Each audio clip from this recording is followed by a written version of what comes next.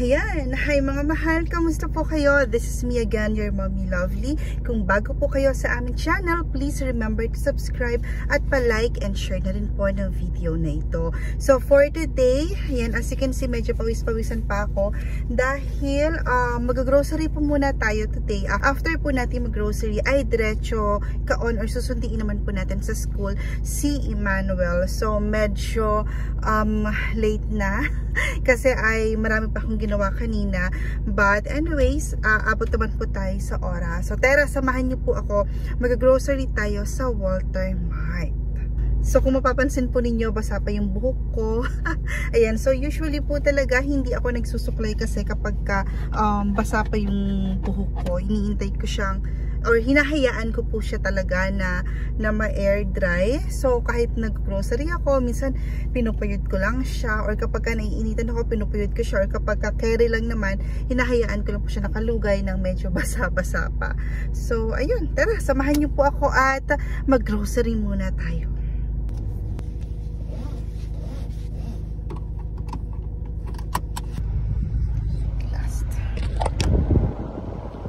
Ayan, so nandito na po tayo ngayon sa mall. Mag-grocery na ako, pero bago ako mag-grocery ay tataya muna tayo sa Lotto kasi nagpapataya sa Lotto si Nanay May.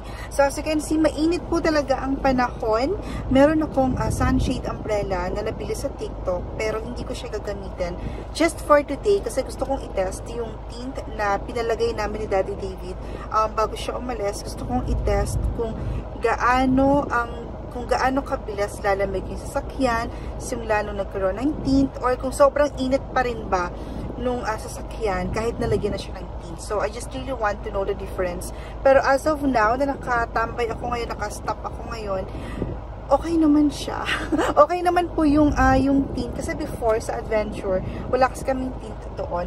So, sobrang yung ganito talaga. Sobrang asakit na sa balat ng init. So far ngayon, hindi naman masakit sa balat. So, mamaya, after mga 1 hour after natin mag-grocery, check natin, diba? So, yun yung gusto ko rin talagang malaman.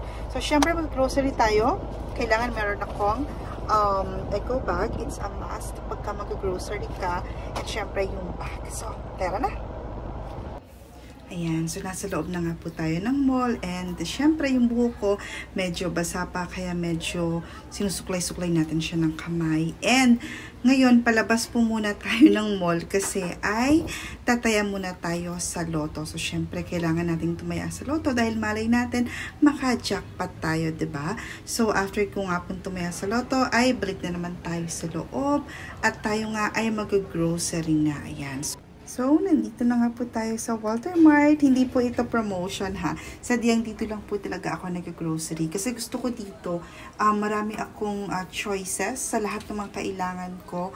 So, ayan. Small cart lang tayo for today. Kasi nga po ay weekly grocery lang naman tong aking gagawin. So, syempre, ang bawang, necessity yan. 50 pesos lang yan.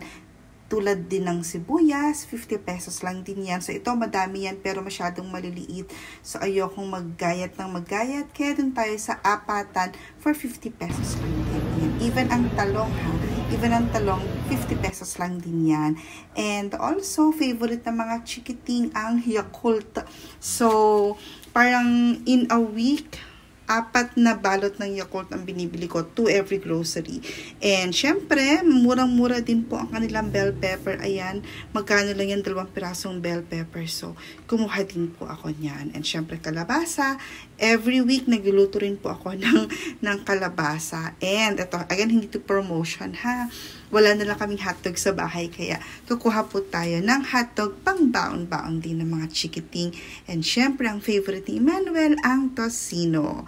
And syempre, pang ulam, kailangan natin ng manok. And papunta na po tayo ngayon sa meat section. Sa meat section po, ang favorite part ko talaga na binibili lagi ay yung Boston butt, kasi hindi siya maganit, and also murang-mura lang din siya talaga. So, most of the time, mahigit 2 kilo yung binibili ko per grocery. And syempre, my favorite bread, gardenia, high fiber wheat bread. Nag-promote. Ayan, so back to grocery na po tayo. And isa rin to sa mga gusto ko, yung cinnamon sticks.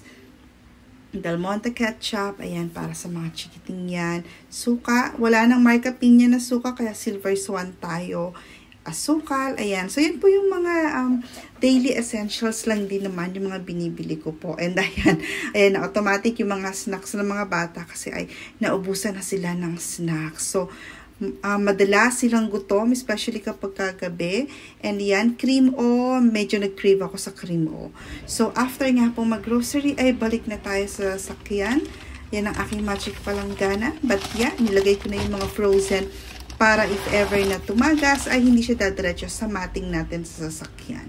And ayan, diba? For the Wonder Woman, ang Mommy Lovely ninyo kasi ako lahat ang nagkarga niya. So, ayan, 1 Eggo bag and then yung ating frozen lang. And also, bumalik din po ako sa loob ng mall kasi ay nasa CR ako. And also, may time pa naman tayo bago kumaon kay Emmanuel. So, hindi naman kasi din komportable na medyo, you know, nasa CR ka, naihi-ihi ka, tapos ay hindi mo ilalabas. So, ayan, sobrang init ng araw and we're back. Ayan.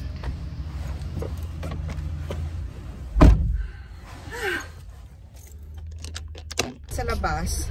So, una, review muna tayo sa tint. Sa pagpasok ko, syempre, mainit. Diba? Hindi ko pwede sabihin na malamig. Mainit pa rin siya, maalinsangan. Pero, hindi siya kasing init tulad before, nung hindi pa kami nagpapating. Kasi before, nung para pagsasakay ka pa lang, parang hindi mo kakayanin na sumakay agad sa sasakyan. Kasi nga sa sobrang init, parang mas gustuhin mo siyang pasingawin muna, ganyan. Pero ngayon naman is much better compared before. So, effective pa rin yung tint. And also, yung tint kasi na pinalagay namin sa front kasi ay medium dark. Hindi ako nagkakamali. Medium dark lang siya.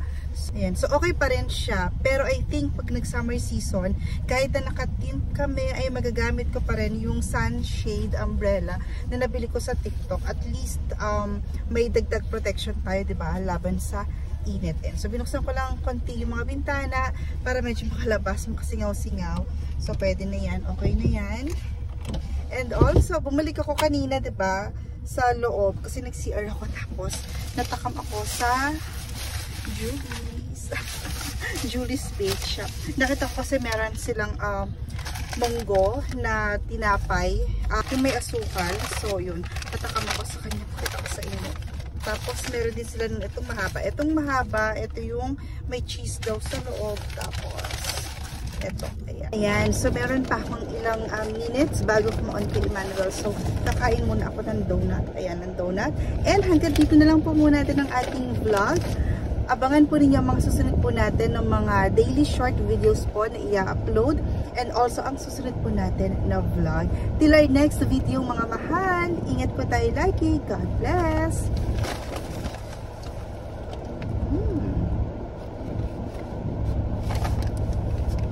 Hello guys, back from school. Yes. Tired? Confiscate cellphone, of course. Na-confiscate ang cellphone. Ang kulit kasi sinabi na huwag magdadala ng cellphone. At least lesson learned, diba? My friends brought their baka ang cellphone ng nanay nila. O baka ngayon last time kasi. Kala niya kasi pwede magdala ng phone. Kasi last time kasi may mga gamit na phone sa classmates niya. Pero baka sa parents kasi. So it's okay. Nag-enjoy ka ba today? Yes. Ano daw, nanalo ko sa school today? Ayan. So, foundation day pa kasi ni na kuya. Kaya naman, ayan, may mga prizes na naman siya. O, ano yan? Ay, yan ulit. Very good. So, you can give one na to Kuya Justin, ano? Oh, wait lang. Ano pa? You have two? My gosh, magkano naggastos mo anak lahat? Oh. Pero maganda yung anak sa plaza mo ilalaro. Ipe-play, yes. Diba? Kasi malamang sa roof ang punta niyan pag sa atin. What else? Grabe, ang dami ah. Wow! Ilan yung nasira mo na ganon? Na ganyan pala? Isa na. They asked to borrow it, saka nasira na. Okay. So your classmates borrowed it. I got another one. 5 points. Naka 5 shoot ka? My maximum was 8. 8? Ano price ng 8? You could get 2 things. 2 things. Nandito naman, sa harapan. Sa harap? Ano meron sa harap? Fingerboard. And Jackstone? You have Jackstone? Yes. Wow. Alam bang favorite namin laruin yun before? And that's it. Bata-bata pa That's si Mami. That's it? Oh, did you have fun today at school? Yes. Yes? But you know what didn't have fun? What? My wallet. Your wallet. Okay, so ito na nga. O, magkano na lang natira sa pera mo today? Grabe siya. Minsan lang naman po ang foundation day, once a year. And this year lang, meron sila talagang long celebration po ng parang Chinese New Year and Foundation Day na kano. Kaya naman, okay lang naman. So at least nag-enjoy naman si Emmanuel. Pero today, 500 pesos yung dinala niya. At 50 bill. 50 pesos ang natira. What else? How much? Grabe siya. Sabi ko 200 lang gastusin mo. My gosh. Oh, tomorrow yun lang ang budget mo, ha? Yes. Wait lang. Good news. What's the good news? The caramel coffee was delicious. Caramel coffee. How much was the caramel coffee? 70. 70 pesos. And how long did you wait to get your coffee? Faster. There was only 2 other people. To other people? So I only wait lang. In fact, I only waited around 1, 2, 3, 4, 5 minutes. 5 minutes lang. Okay. And this time, it actually tasted like coffee and not just water with chocolate powder. Kasi last time, anak, may binili ka sa'yo mo, you've waited 15 minutes, diba? And then it tasted like what?